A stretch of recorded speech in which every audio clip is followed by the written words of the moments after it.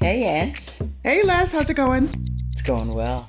Good. We got company. We have company, so I'm going to be on my best behavior. Actually, no, we don't have company today because she's already family. Yes. She's Oh, thank been you. on our podcast multiple times, and once you get past the first episode of Shenanigans, you're in. You're in.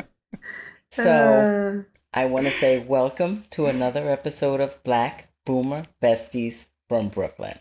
Hey folks, I'm Angela, and that's Leslie, my best friend of almost 50 years.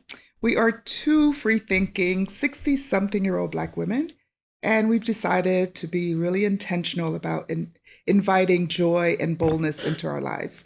We want you to come along with us. We want you to be on your own journey of boldness and joyfulness. So today we have Dr. Toni Otway back. Yes. If you remember her, Yes. she has been here before. Yes. She is an honorary bestie, Mhm. and she's here to talk about yet another of the myriad of aspects of menopause. She is here to talk about yet another. And So Dr. Toni Otway, she's a licensed obstetrician and gynecologist in New Jersey. And we are blessed to have her here to continue our series, A Year in Menopause. We thought that it's important to continue to bring this content to you because menopause touches everyone, whether you are a female, a male, whether you have a uterus, whether you know someone or love someone with a uterus. Menopause will affect you in ways that you would be shocked to know. Shocked. So before I bring Dr. Toni in, I have an ask. You know you want to. You know you like us.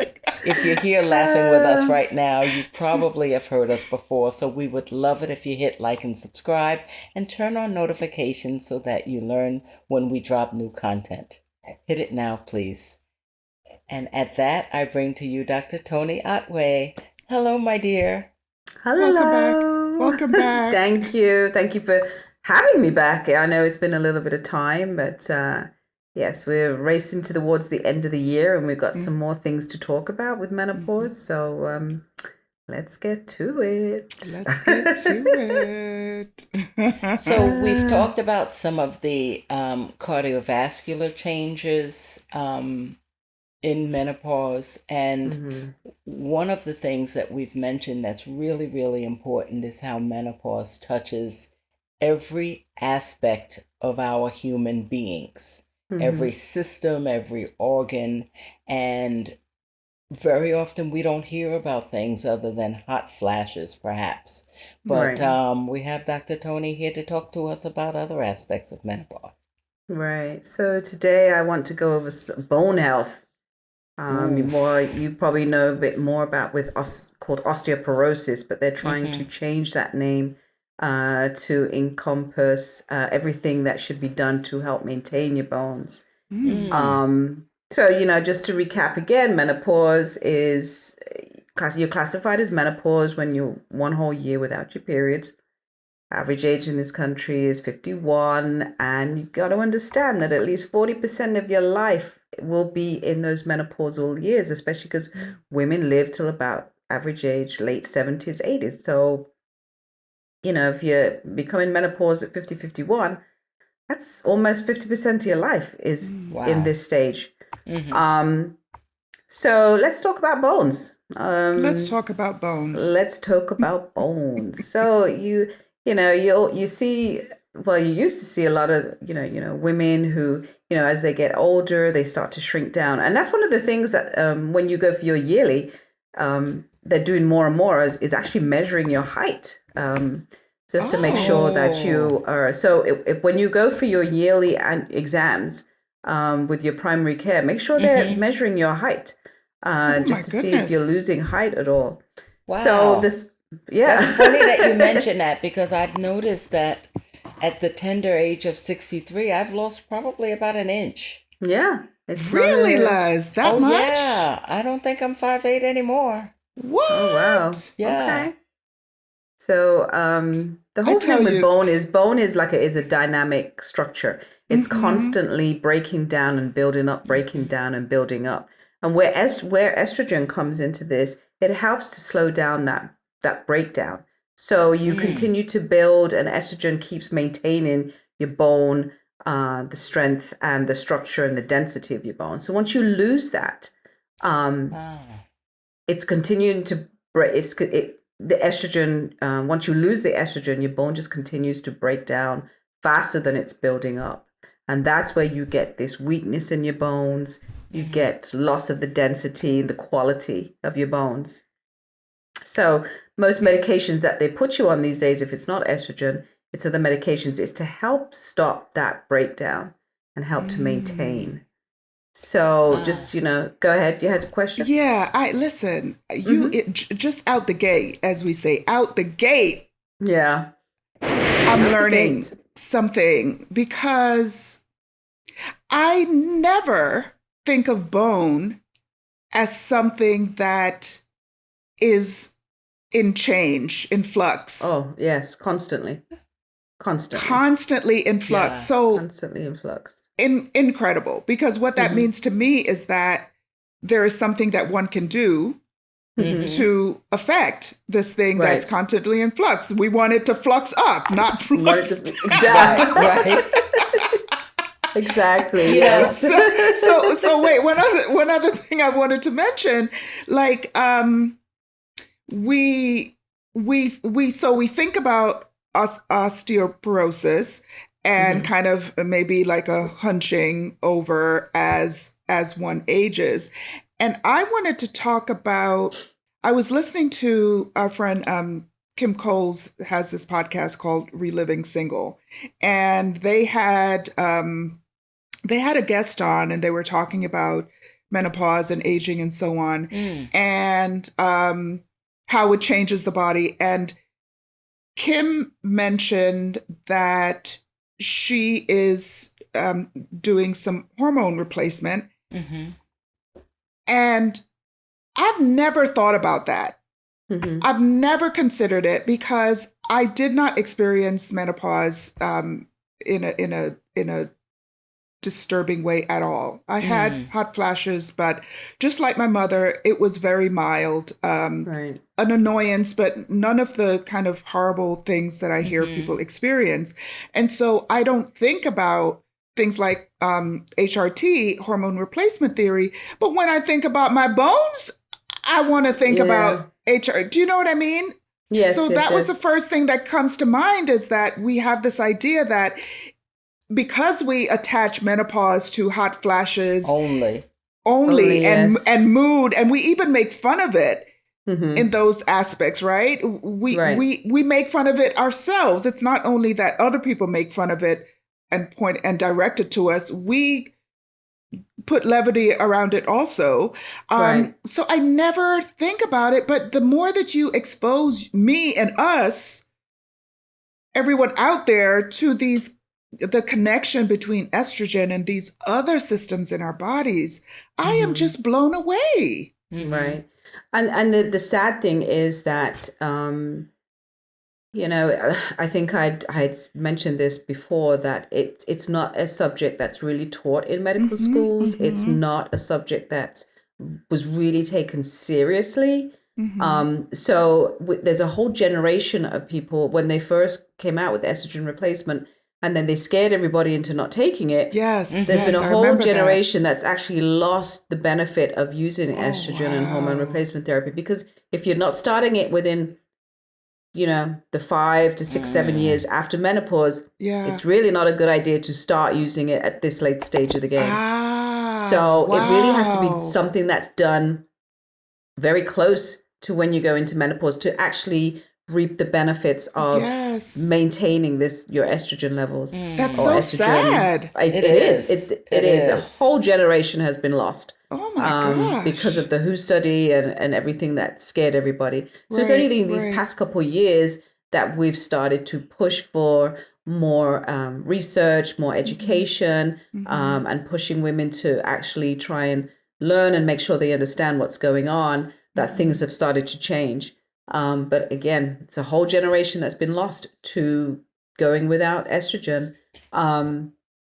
But there are other things that we can do to help maintain our bones at this stage of the game. So there's a couple things I thought of while you were speaking, and this is really, I love the fact that we're bringing the conversation to the public. I met a woman, she was actually my manicurist a couple of weeks ago, and we got to talking. She was a Black woman who told me that she didn't have any children. I think she was 45 or so. She didn't have any children.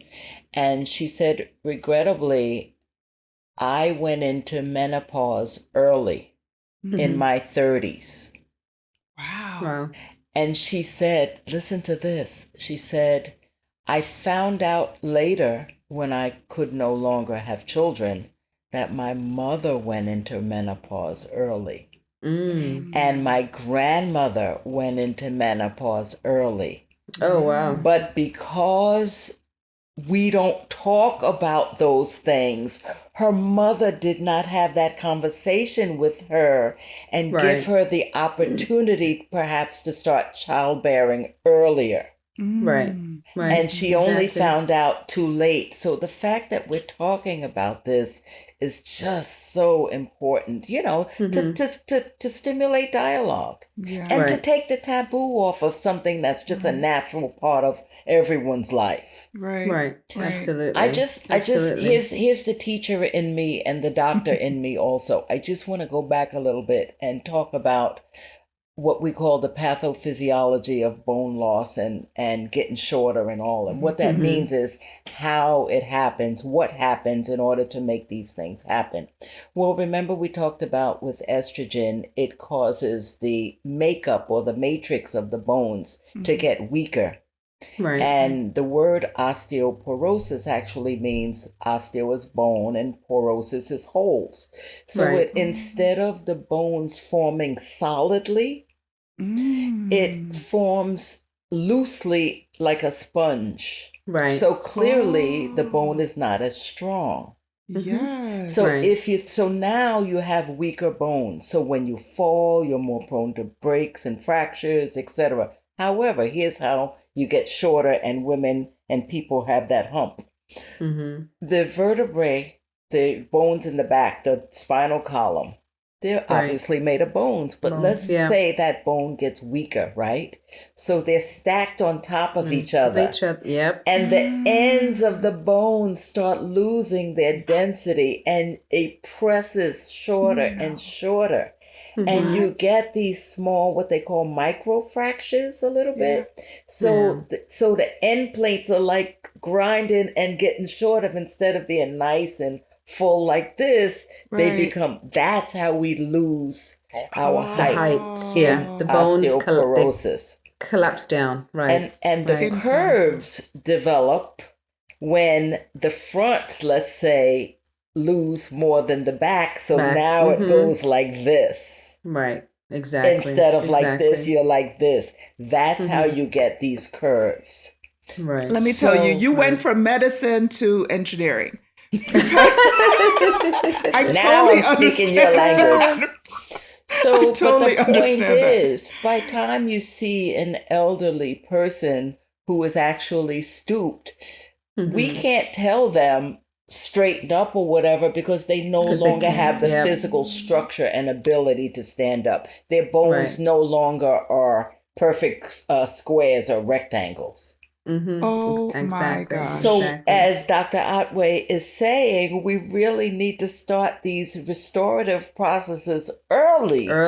Absolutely. And take it seriously. Take it really seriously. Just to give a few statistics. Worldwide, there's about 8.9 million fractures annually. That's like somebody having a break every 3 seconds, whether it's a hip, whether it's in the back. It increased more if you've had a previous fracture. And the hip fractures are the ones that are the most and the worst. They cause the most problems. There's about, if you have a hip fracture, 10 to 20% of women go from being like a functioning person in the community to having to go into a long-term dwelling because they cannot function anymore. Just from a hip fracture. Just from a hip fracture. We're not even talking about the other ones. We're just talking about the hip. Why? So it's a profound loss of function. Yeah. It's not just you breaking your hip. Like when you were younger, you could break a hip, whatever. But once you get older, it's a profound loss of function. 40% of people are unable to walk. 60% need assistance within the first year. And it's weird because more women are scared of breast cancer than they are of having a bone fracture. And if you look at if you look at the statistics with breast cancer, if you catch breast cancer early and it hasn't spread and it's very local, 5-year survival rate is in the high 90s. Whereas the morbidity, mortality, the death, and the illness from having a bone fracture is so much worse, than it is for having breast cancer. So we need to be more aware of these things. Yeah. Sit in that for a minute. Yeah. And all this is from a lack of education. Lack of education. Who knew, Absolutely. Yes. Yes. So you mentioned you use the word we in describing how the things are changing in terms of being more aware and educating more. Who is the we? Who is leading the charge in changing how menopause is viewed in terms of someone's whole life, not this comical, we don't need to hear about that. It's all about your menses and that's it. And, who is leading the charge? I want to give them flowers or something. Well, we're talking to one of them. Right. I love that. You get the flowers. You get the flowers. And I think more and more, I remember I said there was this whole lost generation of women that are not being treated for this. And I think more and more of those lost generation physicians are coming into this world and saying, well, wait a minute, we need something. And this is what's pushing a lot of, more medical schools are teaching it. There's more research into it. So I think it's more of the women that are experiencing this and demanding answers and demanding some help. Yeah. So it's not impossible to slow down the process. And the process is not necessarily to build your bones back. It's to prevent fractures. That's what we're trying to do. And that's the new train of thought. It's not necessarily to build bones back up again. It's to help prevent fractures, preventing from continuing to lose and by making your bones stable so you're not losing anymore, and doing other things to help maintain your height, maintain your bones, whether it's through diet, whether it's through exercise, whether it's through other things other than estrogen. Yeah. So it's really about preventing fractures. And this is why they're saying they're trying to move away from that word osteoporosis to bone health, because it's encompassing a lot of different things to try and maintain your bones. Wow. I'll tell you, I see an integrative medicine doctor, and I went to their practice because of menopausal symptoms of hot flashes and all, not at all related to bone health or whatever. And while I've been on HRT now for about 1.5 years, helpful with the symptoms of hot flashes. But on my last visit, she sent me for a bone scan and said, it's time. I want you to get a periodic bone scan. Right. Just to check on the fitness of your bones and what have you. And, proverbially, I always, in medical school, I know I was taught most of the population prone to osteoporosis are the people, Asians, people from the Eastern Europeans, and small, frail, blonde people, that I never really thought that osteoporosis was a problem in our community. Right.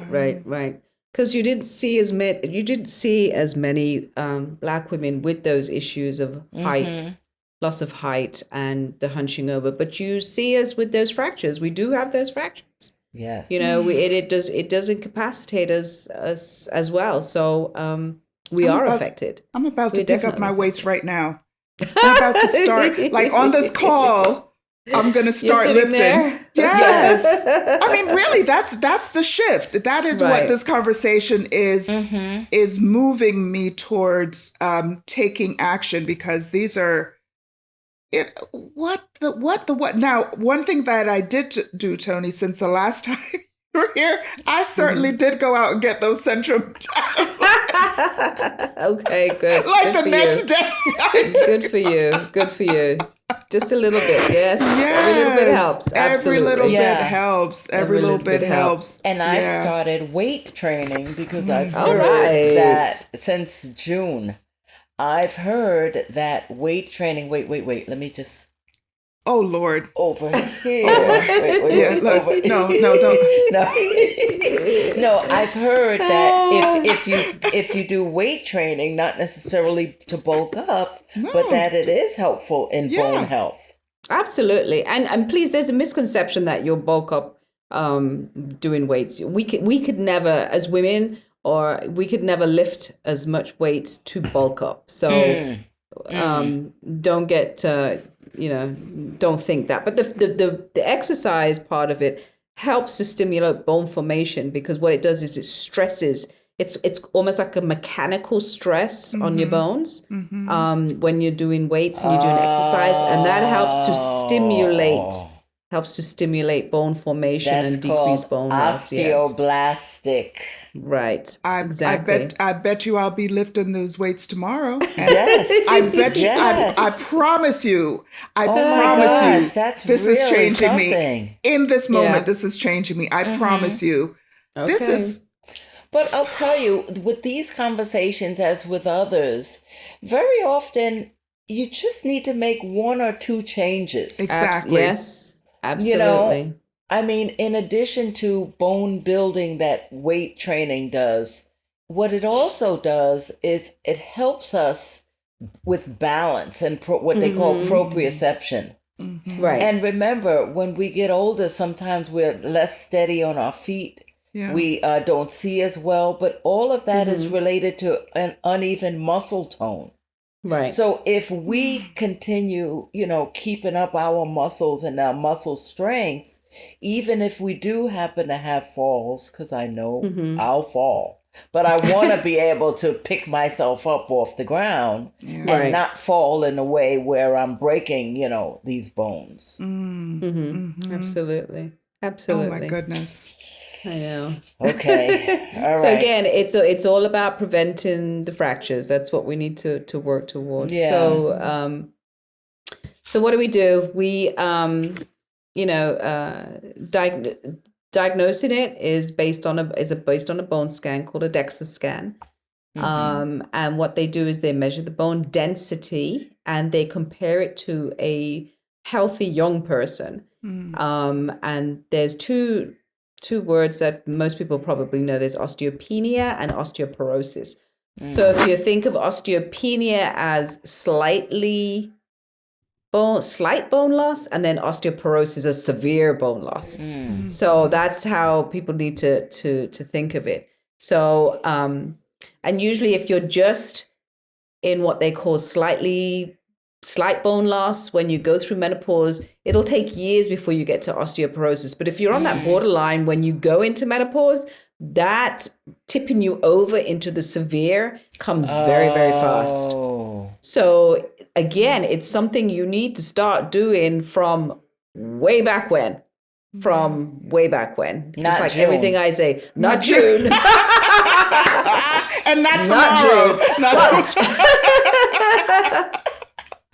Oh my goodness. Okay, not June, maybe she no. means February.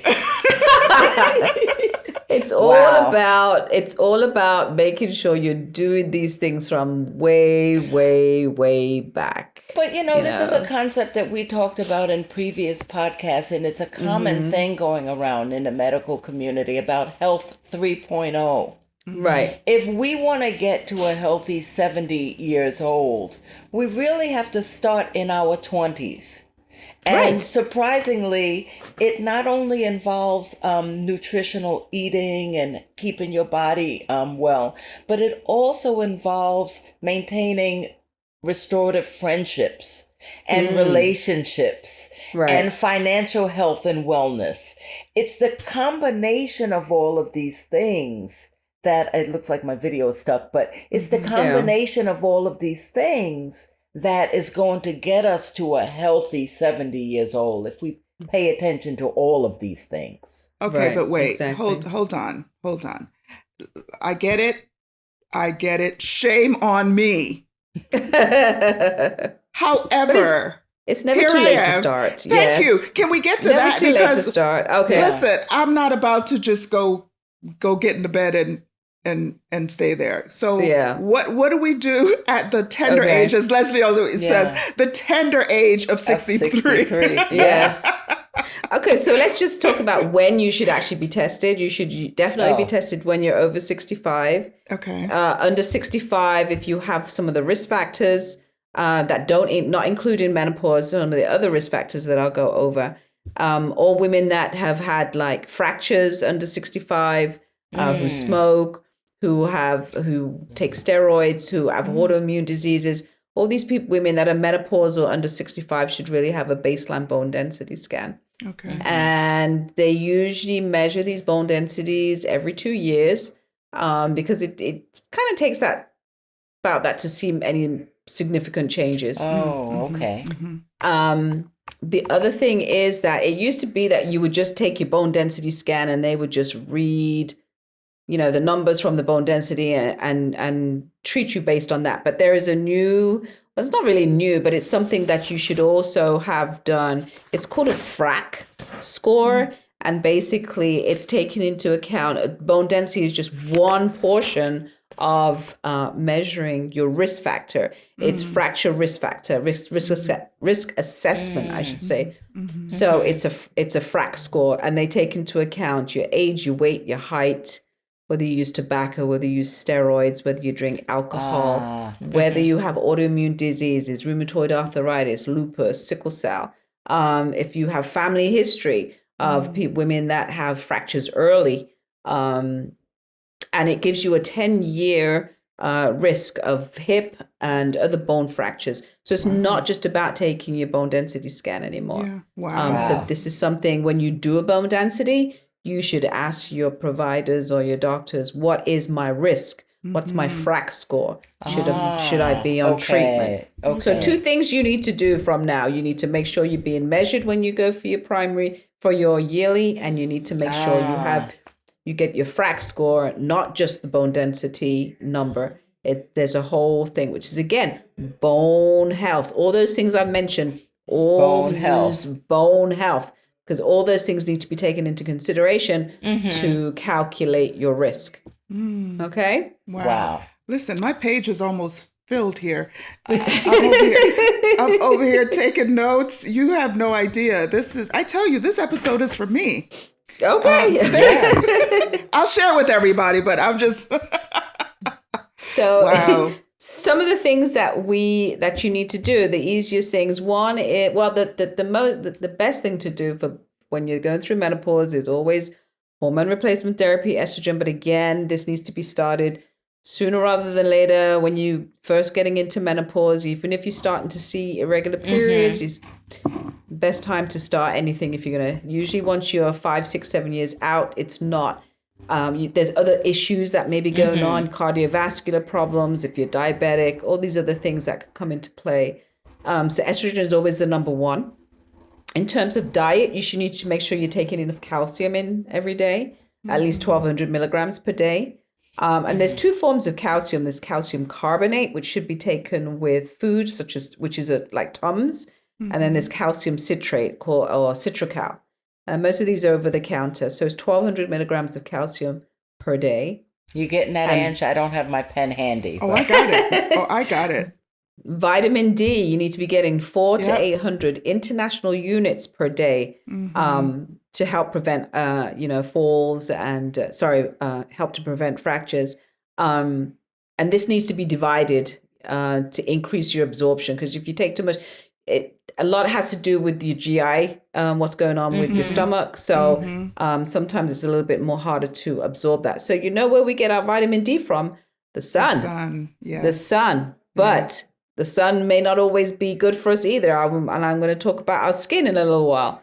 So things that have increased vitamins in, we have fortified milk and cereal. All these things have added vitamin D in. And just have a healthy diet, egg yolks, liver. I don't know if anybody likes liver, but whatever. So all these things that have extra vitamin D that they have put into our foods. But if we continue the way we're going, who knows what our foods are going to be like in the future? I don't know. Yeah. Maybe I'll follow you where you're going. So other things that we need to do, which we talked about, was regular weight training, muscle strength, even if it's just walking, treadmill, you get on your Peloton. These are all the things that help with muscle strength. And again, it's a stressor. So it's helping to build that muscle or those bones up.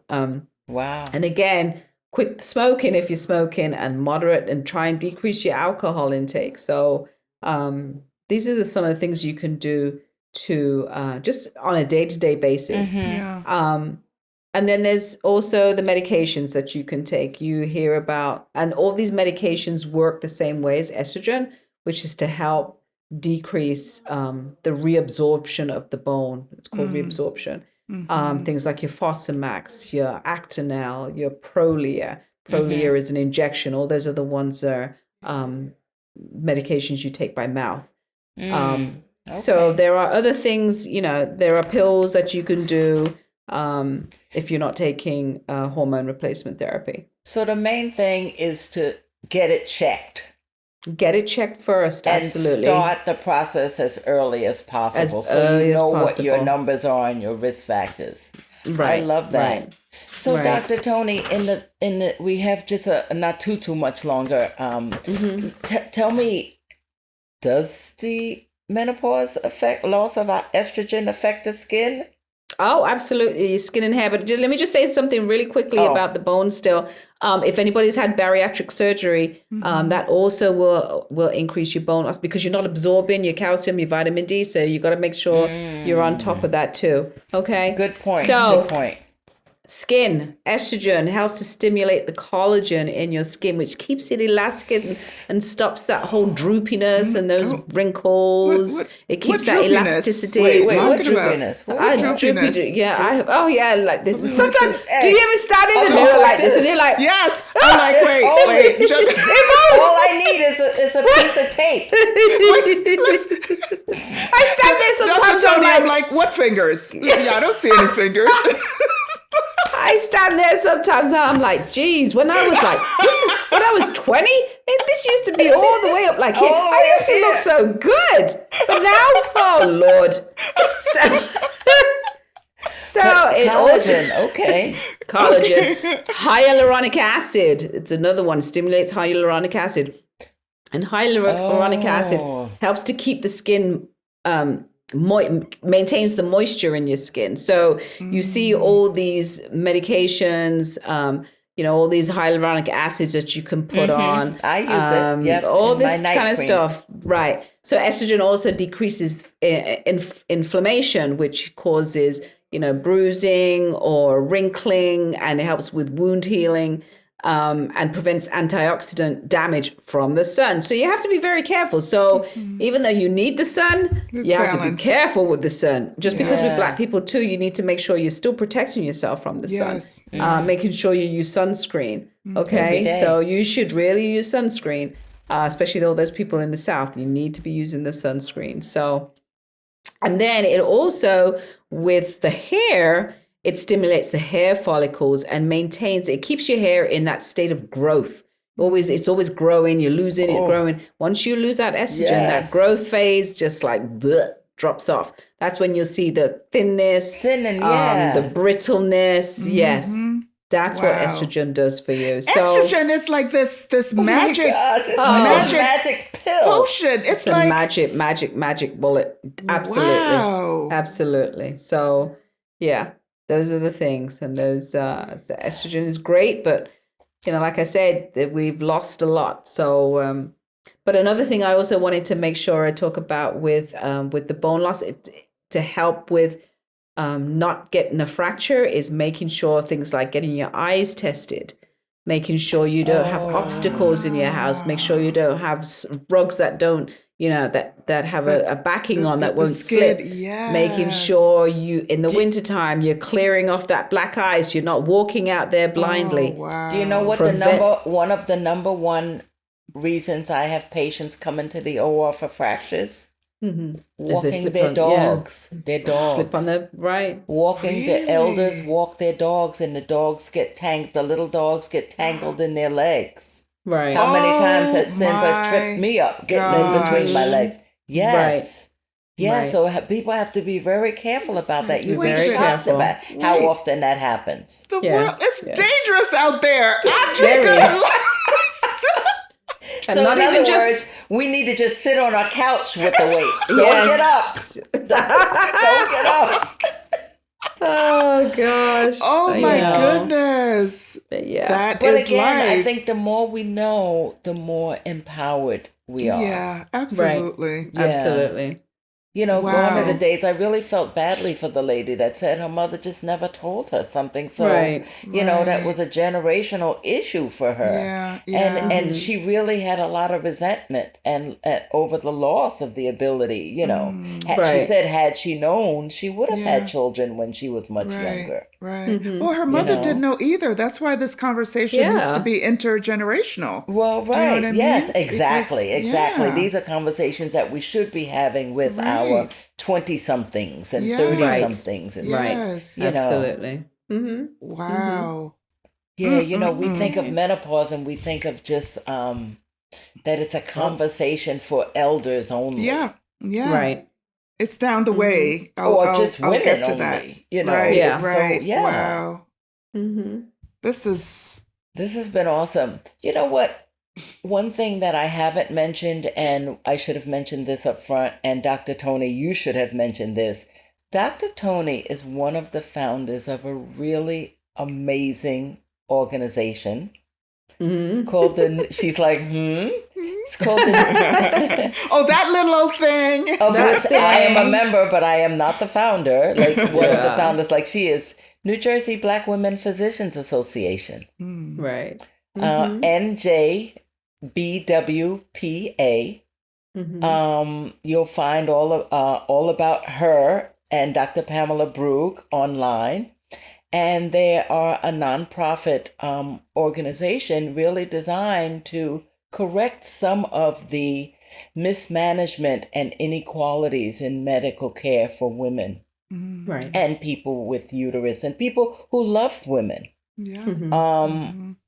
It was formed several years ago, and because Dr. Brugge is also a colleague of mine, I was eager to join the organization, and I'm so glad to partner with you and Black Boomer Besties from Brooklyn to talk about these things and get this word out across different genres, not just in the medical field, not Right. just on podcast platforms or not just in social settings, but let's just keep talking about it and make it a regular part of our lives. Yeah. Right. Indeed. So I really appreciate you. I can't wait for the next session. We keep bringing good stuff to you. So if you continue to follow us, you'll get all the tea. We'll All spill the all good- the tea. All the good. Absolutely.